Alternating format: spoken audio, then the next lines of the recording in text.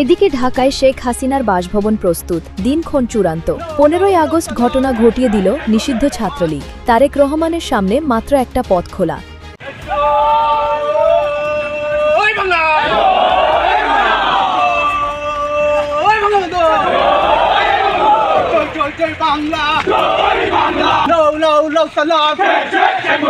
শেখ হাসিনা যে ফেরছেন, ফেরার যে প্রচেষ্টা শুরু হয়ে গেছে, এমনকি ঢাকায় শেখ হাসিনা কোথায় থাকবেন নাকি ঢাকার বাইরে কোনো স্থানে তিনি থাকবেন, সেগুলোও ইতিমধ্যে যাচাই বাছাই কিন্তু শুরু হয়ে গেছে। আগামী সপ্তাহের তারেক রহমানের এই দিল্লি সফরই হবে বাংলাদেশ ভারত নতুন রাজনৈতিক সম্পর্কের প্রথম এবং সবচেয়ে বড় অগ্নি পরীক্ষা। তারেক তথা বিএনপি কোন রকম বাইসে থাকার জন্য এখন সামনে তাদের একটা রাস্তাই খোলা। আওয়ামী লীগ সভানেত্রীর কাছে গিয়ে ক্ষমা চাইয়া এবং তাকে সসম্মানে প্রত্যাবর্তনের বিষয় বলার পরে তিনি সেটা কতটা গ্রহণ করবেন কি করবেন না জানি না, কিন্তু অন্ধকারাচ্ছন্ন বাংলাদেশ এখন আলোর দিশারি ছিল একমাত্র জননেত্রী শেখ হাসিনা।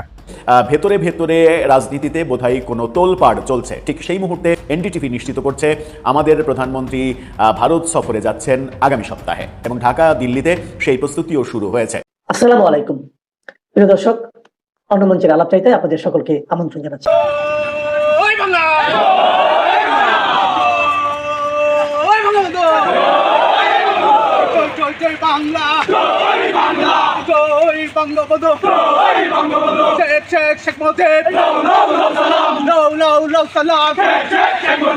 আজকের এই দিনে তোমায় পড়ে মনে, আজকের এই দিনে মুজিব তোমায় পড়ে মনে, লাল সবুজের পতাকায় মুজিব তোমায় দেখা যায়, লাল সবুজের পতাকায় মুজিব তোমায়। তারেক তথা বিএনপি কোন রকম বাইসে থাকার জন্য এখন সামনে তাদের একটা রাস্তাই খোলা, স্বাধীনতার সকল পক্ষের দলকে একত্রিত করা। আওয়ামী লীগের সাথে তারা মিশতে পারবে কিনা আমি জানি না। আওয়ামী লীগ সভানেত্রীর কাছে গিয়ে ক্ষমা চাইয়া এবং তাকে সসম্মানে প্রত্যাবর্তনের বিষয় বলার পরে তিনি সেটা কতটা গ্রহণ করবেন কি করবেন না জানি না, কিন্তু অন্ধকারাচ্ছন্ন বাংলাদেশ এখন আলোর দিশারি ছিল একমাত্র জননেত্রী শেখ হাসিনা। সম্প্রতি জেনেছেন চট্টগ্রামে শিপিং কার্গো তার কাটা কারখানার বিস্ফোরণে 25 জন নিহতের ঘটনা। এটা কারখানার বিস্ফোরণে নাকি আল কায়দা এবং জেএমবির জঙ্গিরা যে বোমা বানাইতেছে সেই বোমা বানার বিস্ফোরণের ঘটনায় 25 জন নিহত হয়েছে। আসল ঘটনা তো ধামাচাপার চেষ্টা দেওয়া হচ্ছে। ইতিমধ্যে জাতিসংঘ থেকে রিপোর্ট পেশ করা হয়েছে যে বাংলাদেশে আল কায়দার ঘাঁটি আছে, আর এই আল কায়দা থেকেই কিছুদিন আগে যে ভারতের লালকেল্লায় আক্রমণ চালানো হয়েছে তারা আল কায়দা জঙ্গি সংগঠন চালাইছে। এর তদন্ত প্রতিবেদন ইতিমধ্যে জাতিসংঘ থেকে সেই রিপোর্ট পেশ করেছে। তারেক তথা এই বিএনপি যদি এখন তাদের কোন রকম বাইসা থাকা বলতে আগামীতে যে সংসদ নির্বাচন মধ্যবর্তী সেই নির্বাচনে দেশের জনগণ যদি তারেক রহমানকে পছন্দ করে, তাকে যদি সরকার গঠনের মতো ভোট দেয় তাহলে পারবে, আর তা নাহলে বিরোধী দল। এর বাইরে অন্য কোনো অপশন নাই। তারেক যদি এর বাইরে অন্য কোনো অপশনের দিকে যায়, ক্ষমতা যদি আঁকড়ে ধরতে যায়, তাহলে প্রচুর রক্তপাত ঘটবে। যে রক্তপাত আওয়ামী লীগ সভানেত্রী এতদিন ধরে চায় নাই। আওয়ামী লীগ সভানেত্রী চাইলে অনেক আগে গৃহযুদ্ধ বাইরে যাইতো, প্রচুর পরিমাণে হতাহতের ঘটনা ঘটতো, এইটা দেশের জনগণ হারে হারে আপনারা বিশ্বাস করেন। কিন্তু গত 2টা বছর ধরে আওয়ামী লীগ সর্বাত্মক নির্যাতন, হত্যাযজ্ঞ, জেল, জুলুম সবকিছু সহ্য করেও তারা কূটনৈতিকভাবে শান্তিপূর্ণভাবে আলোচনার মাধ্যমে তারা রাষ্ট্র গঠনের জন্য বা রাজনীতি করার জন্য সেই অধিকার আদায়ের জন্য লড়াই সংগ্রাম করে যাচ্ছিল। কিন্তু এই বিএনপি তথা এই তারেক তারা যদি সেই দিকে না যায়, শান্তিপূর্ণ দিকে যদি অশান্তির দিকে যায়, কিছু আর করার নাই। এখন তারেককে সিদ্ধান্ত নিতে হবে। সে প্রচুর পরিমাণে হতাহত চায়, রক্তের হলে চায়, যদিও ওর রক্তের নেশা আজকে থেকে না, অনেক আগে থেকেই। কিন্তু সে যেদিকেই যাক না কেন, ও যদি বিকল্প অন্য কোনো দিকে যায় তাহলে প্রচুর পরিমাণে হতাহত এবং রক্তের হোলি হবে, কিন্তু ক্ষমতায় থাকতে সে পারবে না, এইটা চিরন্তন সত্য। কিন্তু কোন রকম বাইসা থাকতে হইলে স্বাধীনতার পক্ষের সকল দলকে একত্রিত করা ছাড়া তার সামনে বিকল্প অন্য আর কোনো পথ নাই। যে কোনো ভাবেই হোক না কেন আওয়ামী লীগের হাতে পায়ে ধরে কোন ভাবে হবে, ওই যে মনে আছে অনেক আগে একটা কথা বলেছিলাম, তারেকের বাঁচার সর্বশেষ সম্বলই হবে শেখের বেটি। যদি সে তাকে ক্ষমা করে, সন্তানের মতো এসে মা পেলে আর দয়ার শরীর ক্ষমা করেও দিতে পারেন, কে জানি, কিন্তু ওইটা একান্ত ওই ব্যাপার। কিন্তু এর বাইরে অন্য কোনো আর কোনো পথ ভাই খোলা নাই। অন্য কোনো ওয়েতে যাওয়া মানে এখন সামনে ভয়াবহ একটা বিপর্যয় আসতেছে বাংলাদেশের জনগণের উপরে।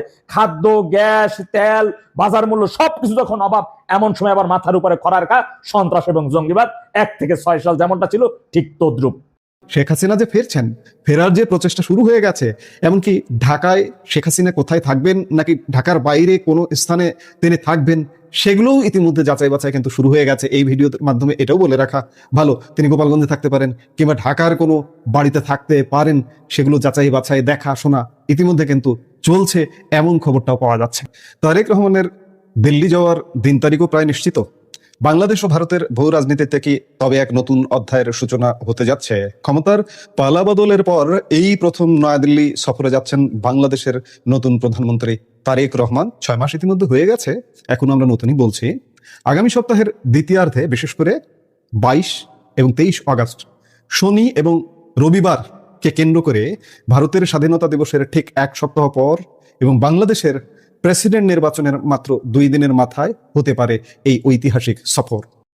বাংলাদেশ এবং ভারতের বিদেশ মন্ত্রক সূত্র এমনটাই বলছে।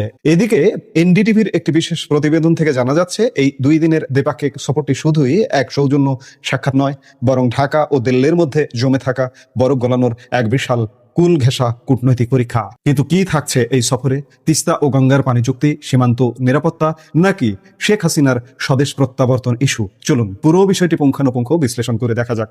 দর্শকদের মনে থাকার কথা, 2024 সালের অগাস্টে শেখ হাসিনা সরকার পতনের পর থেকে ঢাকা ও দিল্লির সম্পর্কে এক অভূতপূর্ব টানাপোড়েন ও অস্থিরতা তৈরি হয়েছিল। বাংলাদেশের রাজনৈতিক পট পরিবর্তন ভারতের কৌশলগত সমীকরণকে পুরোপুরি বদলে দেয়, যার ফলে দিল্লিকে ঢাকার প্রতি তাদের দৃষ্টিভঙ্গি পুনরায় সমন্বয় বা রিক্যালিব্রেট করতে বাধ্য হতে হয়। পরবর্তী সময়ে একাধিক ইস্যুতে দুদেশের সম্পর্কে দৃশ্যমান দূরত্ব তৈরি হয়, বিশেষ করে সাবেক প্রধানমন্ত্রী শেখ হাসিনার ভারতে অবস্থান এবং বাংলাদেশ সরকারের পক্ষ থেকে তাকে আনুষ্ঠানিকভাবে ফেরত যাওয়ার বিষয়টি দুই দেশের কূটনৈতিক সম্পর্কে সবচেয়ে বড় দেয়াল হয়ে দাঁড়ায়। তবে বিএনপির নতুন সরকার স্পষ্ট জানিয়ে দিয়েছে, তারা ভারতের সাথে সুসম্পর্ক রেখে একসাথে কাজ করতে আগ্রহী। সাম্প্রতিক সময়ে সেই বরফ গলার কিছু কূটনৈতিক লক্ষণও দেখা গেছে। গত এপ্রিলে বাংলাদেশের পররাষ্ট্রমন্ত্রী খলিলুর রহমান নয়াদিল্লি সফর করে ভারতের পররাষ্ট্রমন্ত্রী এস জয়শঙ্করের সাথে বৈঠক করেন। আর ঠিক সম্প্রতি অর্থাৎ 10ই আগস্ট ঢাকায় বাংলাদেশের প্রধানমন্ত্রী তারেক রহমানের সাথে দীর্ঘ বৈঠক করেছেন ভারতীয় হাইকমিশনার দীনেশ ত্রিবেদী। সেখানে দুদেশের সম্পর্কের মধ্যকার পরিবেশ উন্নত করার উপায় নিয়ে গভীর আলোচনা হয়েছে। মাঝখানে সম্পর্কটা আবার একটু অন্যদিকে যেতে ধরেছিল। খলিলুর রহমান নয়াদিল্লি সফরের পরেও নানা ঘটনা ঘটে গেছে। এখানে পাকিস্তান তুরস্ক সমীকরণ ঘটেছে, চীন সফর ঘটেছে, ইত্যাদি নানা কিছু ঘটেছে। কিন্তু আবারও নতুন করে এই সম্পর্কটা স্বাভাবিক হতে যাচ্ছে বলে মনে হচ্ছে। এখন প্রশ্ন হচ্ছে, এই সফরের সবচেয়ে সংবেদনশীল বা হট টপিক কোনটি? এক কথায় শেখ হাসিনার স্বদেশ প্রত্যাবর্তন ইস্যু।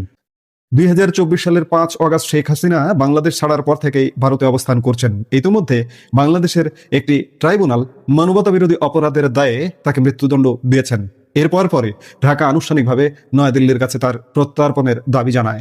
ভারতের পক্ষ থেকে বলা হয়েছে, তারা সঠিক আইনি ও কূটনৈতিক প্রক্রিয়ার মাধ্যমে এই অনুরোধটি পরীক্ষা করে দেখছে। তবে এই বিতর্কের আগুনে নতুন করে ঘি পড়ে এই মাসের শুরুর দিকে, যখন শেখ হাসিনা নয়াদিল্লিতে বসে ভার্চুয়ালি সাংবাদিকদের সাথে কথা বলেন। এতে ভীষণ ক্ষুব্ধ প্রতিক্রিয়া জানায় ঢাকা। বাংলাদেশের স্পষ্ট বক্তব্য, ভারতীয় মাটিকে ব্যবহার করে বাংলাদেশের বিরুদ্ধে কোনো ধরনের রাজনৈতিক কর্মকাণ্ড পরিচালনা করতে দেওয়া যাবে না। যদিও নয়াদিল্লি অস্বীকার করে বলেছে, এই ইভেন্ট বা সংবাদ সম্মেলন আয়োজনে তাদের কোনো হাত ছিল না। সূত্রের খবর, ভারতীয় হাইকমিশনারের সাথে তারেক রহমানের সাম্প্রতিক বৈঠকেও এই প্রত্যাবর্তনের বিষয়টি উঠে এসেছে। এখন দেখার বিষয়, সম্পর্ককে নষ্ট হতে না দিয়ে দুই দেশের সরকার কিভাবে এই জটিল সমস্যার সমাধান খুঁজে বের করে। কূটনৈতিক টেবিলে শুধু শেখ হাসিনা ইস্যুই নয়, রয়েছে একগুচ্ছ ব্যবহারিক ও অমীমাংসিত সমস্যা। আগামী সপ্তাহে প্রধানমন্ত্রী মোদী ও তারেক রহমানের এই বহুল প্রতীক্ষিত বৈঠকে আলোচনা হতে যাচ্ছে বাণিজ্য, ট্রানজিট, জ্বালানি সহযোগিতা, সীমান্ত ব্যবস্থাপনা এবং আঞ্চলিক নিরাপত্তা নিয়ে। এর বাইরেও একটি অত্যন্ত গুরুত্বপূর্ণ বিষয় হলো পানি বন্টন। 1996 সালে স্বাক্ষরিত ঐতিহাসিক গঙ্গার পানি বন্টন চুক্তির মেয়াদ শেষ হতে যাচ্ছে চলতি বছরের অর্থাৎ 2026 সালের ডিসেম্বরে। সেই মেয়াদ ফুরানোর ডেডলাইন যত এগিয়ে আসছে, চুক্তি নবায়নের আলোচনা ততই জরুরি হয়ে উঠছে।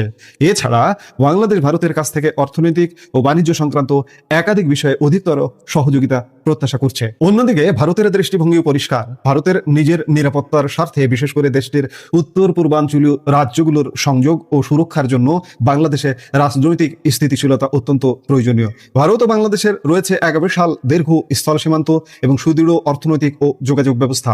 ফলে দুই দেশের রাজনৈতিক সম্পর্কের এই উষ্ণতা যদি বাস্তবে রূপ নেয়, তবে তার সুফল খুব দ্রুতই সাধারণ মানুষের জীবনযাত্রায় অনুভূত হবে।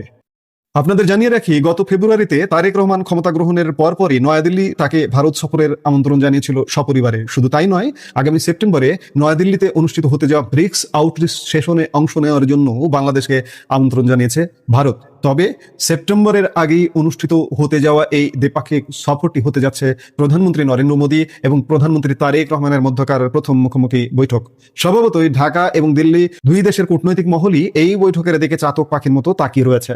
আমরা যদি বাস্তবসম্মতভাবে চিন্তা করি, তবে এই 2 দিনের একটি মাত্র সফরে যে বছরের পর বছর জমে থাকা সব জটিল সমস্যার সমাধান হয়ে যাবে, এমনটা ভাবা ভুল হবে। শেখ হাসিনার স্বদেশ প্রত্যাবর্তন, পানি বন্টন চুক্তি বা সীমান্ত সমস্যাগুলোর সমাধান হতে দীর্ঘ আলোচনার প্রয়োজন। কিন্তু মোদী ও তারেক রহমানের এই সরাসরি সংলাপ অন্তত একটি রাজনৈতিক পথ বা চ্যানেলের সূচনা করবে, যা ভবিষ্যতে এসব বিরোধ নিষ্পত্তিতে বড় ভূমিকা রাখবে। এই সফরের মাধ্যমে একদিকে যেমন প্রধানমন্ত্রী তারেক রহমান সরাসরি ভারতের শীর্ষ নেতৃত্বের কাছে ঢাকার অবস্থান ও প্রত্যাশা তুলে ধরতে পারবেন, ঠিক তেমনি প্রধানমন্ত্রী নরেন্দ্র মোদীও বাংলাদেশের নতুন সরকারের কাছে থেকে ভারতের চাওয়া পাওয়ার বিষয়গুলো স্পষ্ট করতে পারবেন। এখানে অনেক বিষয় আছে, কিন্তু অনেক বিষয়ের ফ্রন্ট লাইনের বিষয় হচ্ছে শেখ হাসিনার স্বদেশ প্রত্যাবর্তন। এই সফরে, এই দ্বিপাক্ষিক বৈঠকে অন্ততপক্ষে শেখ হাসিনার প্রত্যাবর্তনের রোডম্যাপটা হয়ে যাবে। আর নিকট ডিসেম্বরে গঙ্গা পানি বন্টন, সেটিও অনেকটা সুরাহা হবে। আর অন্যান্য সমাধানগুলো হয়তো আরো কয়েক মাস লাগবে। শেখ হাসিনা যে ফেরছেন, ফেরার যে প্রচেষ্টা শুরু হয়ে গেছে, এমনকি ঢাকায় শেখ হাসিনা কোথায় থাকবেন নাকি ঢাকার বাইরে কোনো স্থানে তিনি থাকবেন, সেগুলোও ইতিমধ্যে যাচাই বাছাই কিন্তু শুরু হয়ে গেছে। এই ভিডিওর মাধ্যমে এটাও বলে রাখা ভালো, তিনি গোপালগঞ্জে থাকতে পারেন কিংবা ঢাকার কোনো বাড়িতে থাকতে পারেন। সেগুলো যাচাই বাছাই, দেখা শোনা ইতিমধ্যে কিন্তু চলছে, এমন খবরটাও পাওয়া যাচ্ছে। সব মিলিয়ে বলা যায়, এই মুহূর্তে দুই পক্ষের মূল লক্ষ্য একটাই, সম্পর্কের মধ্যে স্বাভাবিকতা বা নরমালাইজেশন ফিরিয়ে আনা, আলোচনা চালু রাখা এবং কঠিন ইস্যুগুলো যাতে সম্পর্কের মূল ভিতকে ক্ষতিগ্রস্ত করতে না পারে। যদিও নির্দিষ্ট সময়সূচি ও ফ্লাইট সূচির বিস্তারিত এখনো চূড়ান্ত জানা যায়নি, তবে সম্ভাব্য ডেট 22-23 আগস্ট। তবে সব পরিকল্পনা অনুযায়ী এগুলে আগামী সপ্তাহের তারেক রহমানের এই দিল্লি সফরই হবে বাংলাদেশ ভারত নতুন রাজনৈতিক সম্পর্কের প্রথম এবং সবচেয়ে বড় অগ্নি পরীক্ষা। আজকেই আন্তর্জাতিক অপরাধ ট্রাইব্যুনালের চিফ প্রসিকিউটর আমিনুল ইসলামের একটি বক্তব্য নিয়ে একটি ভিডিও সামাজিক যোগাযোগ মাধ্যমে ভাইরাল হয়েছে। সেই ভিডিওতে আমিনুল ইসলামকে শেখ হাসিনাকে সম্বোধন করতে দেখা গেছে সাবেক প্রধানমন্ত্রী হিসেবে। এর আগে কেউই কিন্তু শেখ হাসিনাকে সাবেক প্রধানমন্ত্রী, শেখ হাসিনা এভাবে সম্বোধন করেননি। সম্বোধন করেছেন ফ্যাসিস্ট, খুনি হাসিনা এভাবে। হঠাৎ করেই এটাকে অনেকে মনে করছেন যে অবস্থানের পরিবর্তন, সুরের পরিবর্তন। কিন্তু সত্যি কি সেরকম কিছু পরিবর্তন হচ্ছে? আমিনুল ইসলাম বলছেন যে তাকে আনার চেষ্টা করা হচ্ছে, তিনি নিজেও আসতে পারেন, দুইটাই ঘটতে পারে। তিনি যদি নিজে আসেন তাহলে খুবই ভালো, দুইটা যে কোনো ঘটনাই ঘটতে পারে। বাংলাদেশ সরকার, বর্তমান সরকার চায় আইনের মাধ্যমে যা কিছু হয় সেই ব্যাপারে সিদ্ধান্ত নিতে। আমিনুল ইসলামের মানে ভাইরাল হয়ে যাওয়া এই ভিডিও, যতটুকু কথা শোনা গেছে ভিডিওতে, ততটুকু কথা শুনলে এটুকু অনুধাবন করা যায় যে ভেতরে ভেতরে রাজনীতিতে বোধহয় কোনো তোলপাড় চলছে। ঠিক সেই মুহূর্তে এনডিটিভি নিশ্চিত করছে আমাদের প্রধানমন্ত্রী ভারত সফরে যাচ্ছেন আগামী সপ্তাহে। এনডিটিভি একেবারে নিশ্চিত করছে আগামী সপ্তাহ এই ব্যাপারটা নিশ্চিত হয়ে গেছে এবং ঢাকা দিল্লিতে সেই প্রস্তুতিও শুরু হয়েছে।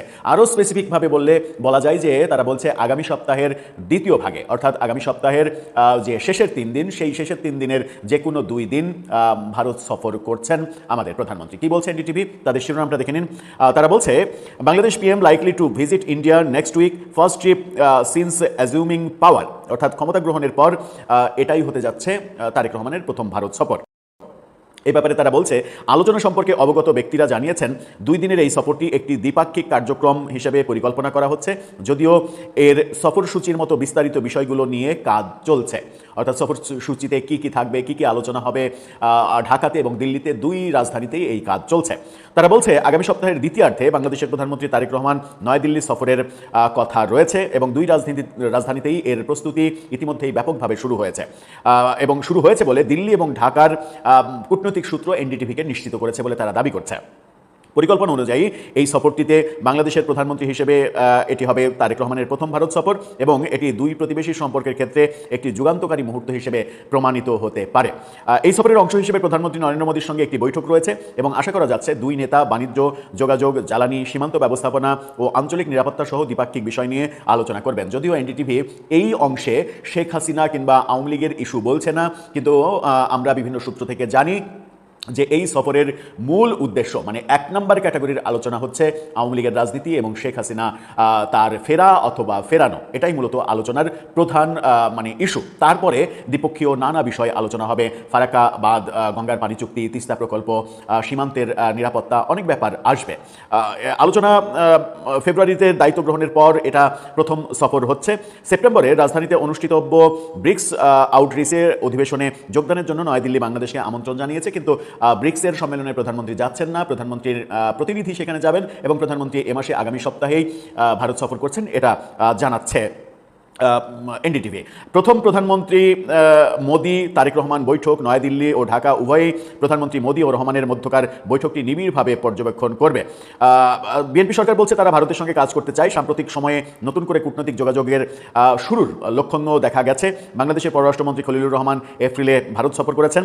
শেখ হাসিনার প্রত্যার্পণের অনুরোধ একটি বড় বিষয় হতে পারে এই আলোচনায়, কিন্তু ভারতের অন্য গণমাধ্যম নর্থ ইস্ট নিউজ তারা বলছে প্রত্যার্পণের ব্যাপারটা মীমাংসিত হয়ে গেছে, প্রত্যার্পণ শব্দটা আর নেই, এখন প্রত্যাবর্তন নিয়ে আলোচনা হবে। অর্থাৎ এই বৈঠকে শেখ হাসিনা যে ফিরতে চান সেই ফিরতে চাওয়াটা কিভাবে হতে পারে, বাংলাদেশে তার নিরাপত্তা আছে কিনা, তিনি ফিরলে বাংলাদেশ কী ব্যবস্থা নেবে, গ্রেপ্তার করে কারাগারে নেবে নাকি তার মানে যে সাজা সেই সাজা 1 বছরের জন্য মওকুফ করবে, তাকে আপিলের সুযোগ দেওয়া হবে এবং আওয়ামী লীগের রাজনীতির উপরে নিষেধাজ্ঞা উঠে যাবে। মূলত এগুলোই আলোচনা হবে সেখানে, সাথে পানি, বাণিজ্য, সীমান্ত সমস্যা এগুলো নিয়ে নানাভাবে আলোচনা হবে। পরিকল্পিত এই সফরটি এমন এক সময় হচ্ছে যখন উভয় পক্ষের সম্পর্কে স্বাভাবিকতা ফিরিয়ে আনতে আগ্রহী বলে বলা হচ্ছে এবং এই মানে এই ব্যাপারটা মানে অনেক বড় রিপোর্ট পড়ার কিছু নেই। মূলত এই সফরে ভারতের সঙ্গে শেখ হাসিনা ইস্যু, আওয়ামী লীগ ইস্যু, বাংলাদেশে ইনক্লুসিভ রাজনীতির ইস্যু, এই ইস্যুগুলো নিয়ে আলোচনা হবে এবং সেই ক্ষেত্রে সার্জিও গড় একটা বড় ভূমিকা পালন করছেন, যিনি ভারতে নিযুক্ত আমেরিকার রাষ্ট্রদূত এবং দক্ষিণ এবং মধ্য এশীয় বিষয়ক ডোনাল্ড ট্রাম্পের বিশেষ দূত। তিনি অজিত দোভাল, এদিকে বাংলাদেশে নিযুক্ত ভারতের হাইকমিশনার দীনেশ ত্রিবেদী, এই 3 পক্ষ সাথে যুক্ত হয়েছে ভারতের গোয়েন্দা সংস্থা র, যার প্রধান পরাগ জৈন, তিনি বাংলাদেশ সফর করে গেছেন 3 দিনের সফর 4 জনের প্রতিনিধি নিয়ে। সব মিলিয়ে আমার মনে হচ্ছে যে বাংলাদেশের রাজনীতিতে একটা অন্যরকম আবহ তৈরি হয়েছে এবং একটা পজিটিভ রাজনীতির দিকেই প্রেক্ষাপট যাচ্ছে এবং খুব শীঘ্রই বাংলাদেশে ইনক্লুসিভ রাজনৈতিক পরিবেশ তৈরি হওয়ার পথও উন্মুক্ত হচ্ছে। এখন দেখার বিষয় যে এই বৈঠকে কি কি আলোচনা হয় এবং আলোচনার অগ্রগতি কোন দিকে যায়। গত কয়েকদিনে মানে 3 দিন আগেও সরকার এবং বিভিন্ন পক্ষের ভারত সম্পর্কে কিংবা মানে আওয়ামী লীগের রাজনীতি, শেখ হাসিনার ফেরা না ফেরা, এইসব ব্যাপারে যে ধরনের ভাষা প্রয়োগ করতে আমরা দেখেছি, এই মুহূর্তে এসে সেগুলো পরিবর্তন হয়ে যাওয়ার যে লক্ষণ দেখছি সেটাও মানে একটা বড় ব্যাপার। সেই ক্ষেত্রে এরকম কিছু ঘটলেও অবাক হওয়ার কিছু থাকবে না যে প্রফেসর ইউনূসের গড়া হিংসার যে রাজনীতি, সেই রাজনীতি থেকে বেরিয়ে এসে সম্প্রীতির রাজনীতির দিকে বাংলাদেশ ফিরছে। অবশ্য এই ক্ষেত্রে প্রফেসর ইউনূস সব থেকে বড় ভুলটা করেছিলেন। তিনি যদি অনেকদিন ক্ষমতায় থাকার লোভটা না করে দ্রুত নির্বাচন দিতেন এবং সেই নির্বাচনে আওয়ামী লীগকে অংশগ্রহণ করতে দিতেন, তাহলে নেপালে যেটা হয়েছে, ক্ষমতাসীন দল ক্ষমতাচ্যুত হওয়ার পরেও নির্বাচন করতে পেরেছে এবং জনগণ তাদেরকে প্রত্যাখ্যান করেছে। বাংলাদেশেও সেই সম্ভাবনা ছিল, জনগণ আওয়ামী লীগকে প্রত্যাখ্যান করতো হয়তো, কিন্তু ডক্টর ইউনূসের লোভ, অনেকদিন ক্ষমতায় থাকার মোহ এবং মানে শাসন ব্যবস্থায় অপশাসন নিয়ে আসা আওয়ামী লীগের পক্ষে অনেকটাই বাস্তবতা তৈরি করে ফেলেছে, যেটা অজান্তেই হয়তো আওয়ামী লীগের অনেক বড় লাভ করে ফেলেছেন ডক্টর ইউনূস এবং তার সরকার। এখন পরিস্থিতি একেবারেই পাল্টে গেছে। এখন জনগণ 3 মাসের মধ্যে কিংবা 6 মাসের মধ্যে নির্বাচন হলে প্রত্যাখ্যান করতে পারতো আওয়ামী লীগকে, সেই জনগণ এখন আওয়ামী লীগের প্রাসঙ্গিকতা নিয়ে প্রতি মুহূর্তে কথা বলছে। এটা প্রফেসর ইউনূস কিংবা তার সরকারের জন্য খুবই বাজে একটা ব্যাপার।